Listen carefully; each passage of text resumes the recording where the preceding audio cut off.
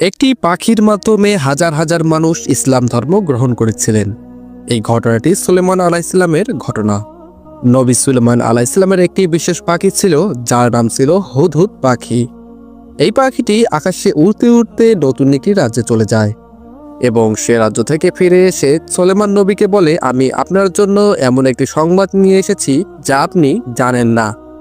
পাখিটি বলল, আমি এমন একটি রাজ্যে গিয়েছিলাম, সেখানে একটি রানী রাজত্ব করে, যার নাম হলো রানী বিলকিস। সেই রাজ্যের মানুষগুলো আল্লাহর পরিবর্তে সূর্যের পূজা করে। সুলেমান নবী এই সংবাদ শুনে রানী বিলকিসের নিকট একটি চিঠি পাঠালেন ও সাক্ষাৎ করলেন, তাকে ইসলামের দাওয়াত দিলেন। রানী বিলকিস সুলেমান নবীর আল্লাহর প্রদত্ত অলৌকিক ক্ষমতা দেখে ইসলাম ধর্ম গ্রহণ করলেন। এমনকি রানী বিলকিসের রাজ্যের সকল মানুষগুলো ইসলাম ধর্ম গ্রহণ করলেন। সুবহানাল্লাহ।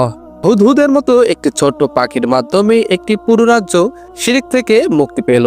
তাই আল্লাহ তাআলার প্রত্যেক সৃষ্টি থেকে আমাদের জ্ঞান অর্জন করা দরকার।